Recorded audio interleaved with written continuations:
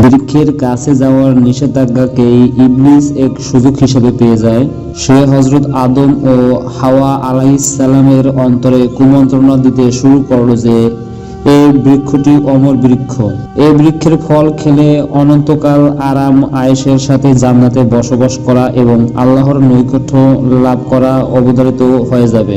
আরও নানা প্রকার কসম করে তাদের অন্তরে এই বিশ্বাস জন্মিয়ে দিল যে সে তাদের একান্ত হিতাকাঙ্ক্ষী, শত্রু নয়।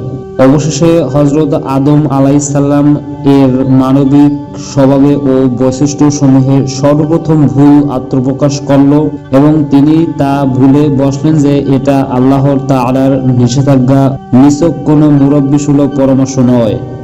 শেষ পর্যন্ত শয়তান আদম আলাইহিস সালাম ও বিবি হাওয়ার অন্তরে জান্নাতে অনন্তকাল অবস্থান এবং আল্লাহ তাআলার সান্নিধ্যে থাকার সংকল্পে দোলায়িত অবস্থা সৃষ্টি করে দিল। ফলে তারা সে বৃক্ষের ফল খেলেন।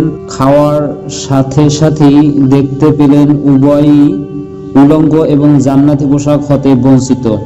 তাড়াতাড়ি তারা উভয়ই বৃক্ষের পাতা দ্বারা স্ব স্থান ঢাকতে লাগলেন। এটাই মানব সভ্যতার প্রারম্ভ ছিল যে দেহবরণ হিসেবে সর্বপ্রথম বৃক্ষের পাতার ব্যবহার। আল্লাহ তৎক্ষণাৎ আদম আলাইহিস সালামকে কৈফিয়ত তলব করলেন, নিষেধ করা সত্ত্বেও তা কেন লঙ্ঘন করলে? আদম তো আদমই ছিলেন, আল্লাহ তাআলার প্রিয় সৃষ্টি, সুতরাং শয়তানের ন্যায় বিতর্ক করলেন না, আপন ভুলকে অপব্যাখ্যার আবৃত করার চেষ্টাও করলেন না। অনুতাপ ও লজ্জার সাথে স্বীকার করলেন যে ভুল অবশ্যই হয়েছে, কিন্তু এর কারণ অবাধ্যতা নয়, বরং এর মূল কারণ মানবিক স্বভাবজাত ভুল। তথাপি ভুলই বটে, তওবা করে ক্ষমা প্রার্থনা করছি। দয়াময় আল্লাহ তাদের এর ওজর মঞ্জুর করলেন এবং ক্ষমা করে দিলেন, কিন্তু আদম আলাইহিস সালামকে এ নির্দেশও শুনিয়ে দিলেন যে হে আদম, তোমাকে এবং তোমার সন্তানদেরকে এক নির্দিষ্ট সময় পর্যন্ত দুনিয়াতে অবস্থান করতে হবে এবং তোমার শত্রু ইবলিসও শত্রুতার যাবতীয় উপকরণ নিয়ে সেখানে বিদ্যমান থাকবে। তোমাকে ফেরেশতা সুলভ ও অবাধ্যতামূলক দ্বিবিধ বিপরীত শক্তির মধ্যস্থলে জীবনাপাতিত করতে হবে। তা সত্ত্বেও তুমি এবং তোমার সন্তানরা যদি খাঁটি বান্দা ও সত্যিকার প্রতিনিধি বলে প্রমাণ করতে পারো, তবে তোমার আসল বাসস্থান জান্নাতকে অনন্তকালের জন্য তোমাদের মালিকানায় দেওয়া হবে। অতএব আপাতত তুমি এবং তোমার স্ত্রী হাওয়া এখান থেকে চলে যাও, আমার জমিনের উপর গিয়ে বসবাস করতে থাকো এবং নিজের নির্দিষ্ট আয়ুষ্কাল পর্যন্ত বন্দেগীর হক আদায় করতে থাকো। তবে হ্যাঁ, তোমাদেরকে দুনিয়াতে আমার অনুগত বান্দা হিসাবে চলার জন্য নির্দেশিকা পৌঁছে দেওয়া হবে।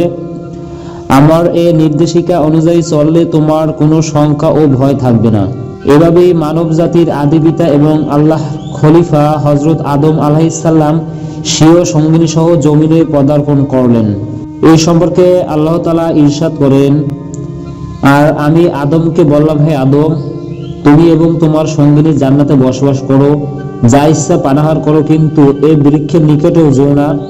যদি এর নিকটে যাও তবে অন্যায়কারীদের অন্তর্ভুক্ত হবে। কিন্তু শয়তান তাদের পদস্খলন ঘটালো এবং তারা যেখানে ছিল সেখান থেকে বহিষ্কার করলো। আমি বললাম, তোমরা প্রত্যেকের শত্রু রূপে নেমে যাও, পৃথিবীতে কিছুকালের জন্য তোমাদের বসবাস ও জীবিকা রইল। অতঃপর আদম আলাইহিস সালাম তার প্রতিপালক হইতে ইলহামকৃত কতিপয় কালেমা শিখে নেন। আল্লাহ তার প্রতি ক্ষমা প্রদর্শন করলেন, তিনি অত্যন্ত ক্ষমাশীল, পরম দয়ালু। পরে যখন আমার পক্ষ হতে তোমাদের নিকট সৎ পথের কোনো নির্দেশ যাবে, তখন যারা আমার সৎ পথের নির্দেশ অনুসরণ করবে তাদের কোনো ভয় নেই এবং তারা দুঃখিত হবে না। সূরা বাকারা 35 থেকে 38 নম্বর আয়াত।